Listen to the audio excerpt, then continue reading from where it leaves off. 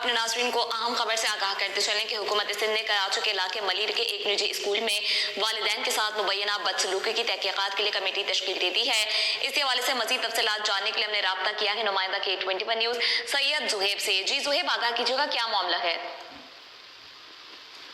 जी देखें, ये मामला इस तरह से है कि कराची के एक निजी school little angel kids academy जो कि मलीर में वाक़ है, इसके हवाले से सोशल मीडिया पे खबरें गर्दिश कर रही थी, जिसमें दावा किया गया कि स्कूल इंतज़ामिया के एक रुकन ने स्कूल में पढ़ने वाली तलबा की वालदा से गुज़िश्ता दिनों बदसलूकी की है और उनको जिस्मानी तशद्दुद का निशाना भी बनाया है। इस मामले में directorate of inspection and registration private institution ने एक तहकीकाती कमेटी कायम की है जो 3 दिन के अंदर अपनी रिपोर्ट पेश करेगी। कमेटी के चेयरमैन डिप्टी डायरेक्टर कुर्बान अली, जबकि डिप्टी डायरेक्टर नसरुल्लाह और डिप्टी डायरेक्टर गुलाम शब्बीर इस कमेटी में शामिल हैं। बनाई गई कमेटी स्कूल का दौरा करेगी, स्कूल प्रिंसिपल और मुतासिरा वालिदैन के बयान रिकॉर्ड करेगी, स्कूल की रजिस्ट्रेशन सर्टिफिकेट की तस्दीक और मुकम्मल रिपोर्ट पेश की जाएगी।